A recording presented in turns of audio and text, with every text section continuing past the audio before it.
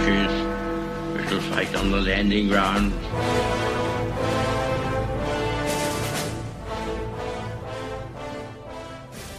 Thank you for joining us.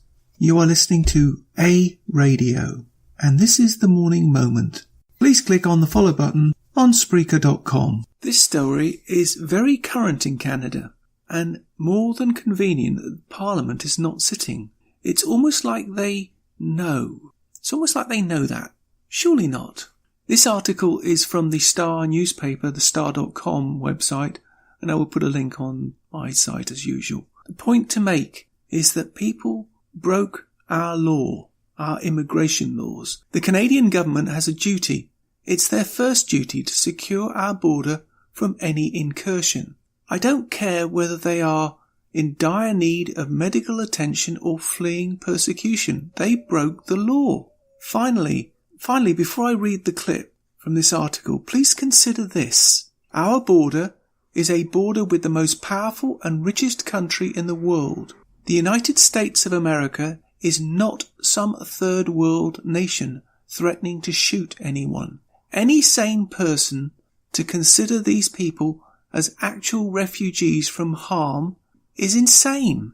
What they are running from was a new American administration doing what it needs to do to enforce their immigration policies. And if they broke the US law, it's none of our concern other than to ask the US for details and to repatriate them back to Haiti as quickly as possible.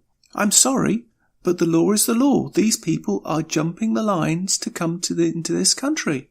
Not that they even wanted to come to this country, because their first port of call was the United States, not Canada. There are tens of thousands of people who want to come here, but due to a distorted anti-English immigration system in Canada, people who have skills and knowledge are barred or banned. It's a joke, a political joke, that our Canadian taxpayers pick up the expense for this, just like the Syrian invasion is. Here is the article. As a surge of migrants pouring into Quebec hits 4,500 people, mostly Haitians, in the first 3 weeks of August, the federal government scrambled Monday to stem the tide with a sterner message to would-be asylum seekers and to accommodate hundreds more in nearby Ontario border town of Cornwall. So now it's bled across the border from Quebec into Ontario. And now the Ontario taxpayers have to pick up the tab. The Office of Public Safety, Mr. Ralph Goodall, another Liberal communist, acknowledged that the RCMP had intercepted and arrested 4,500 irregular border crossings, illegal aliens, in Quebec, so far this month, on top of the 3,000 that crossed in July. How many are there in the US, we need to ask? They are mostly Haitian. See? They're not all Haitians. So who are they? We're not being told. Again, political correctness.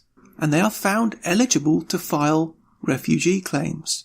How are they found eligible? They crossed the border illegally from a first world nation. Monday evening, Cornwall City Councillors held a special city meeting to demand answers of federal, provincial and municipal officials, saying citizens were worried about the impact of all new arrivals, while many want to help. I make no comment there. At the NAV Centre, Conference and Hotel, this is a facility hosting now 300 people, all Haitian families, is full, and the manager Kim Ko-Turner said with the upcoming conferences it cannot accommodate more immediately. So the Canadian Forces are setting up a tent city on the NAV City grounds. That will be an interim lodging site for up to 500 Haitians who are seeking asylum, who will be directed there by border services authorities from some place in Quebec with French, I don't pronounce that, because Montreal shelters and services are overwhelmed. I wonder why, said Cornwall's Emergency Management Coordinator Bradley Nutley. Nutley assured councillors that the families could be well accommodated in tents with plywood, flooring, electricity and heating, where nearby residents' concerns will be met by low-noise electrical generators, privacy fences, up to 12 feet high will be erected on 3 sides, in part, he said, to protect children. Over 40% of the refugee claimants now there are children under 7, and they're going to be protected from noxious weeds on nearby land. It just beggars the brain, doesn't it? Just beggars the brain. Finally, Mayor Leslie O'Shaughnessy complained there is no lead federal agency to answer council's questions to public inquiries, and that the information was changing hour by hour. He pressed federal officials to hold public information meetings because it's a federal project. Whoever the lead is, hopefully they'll get the bills, said Councillor Andre Rivet.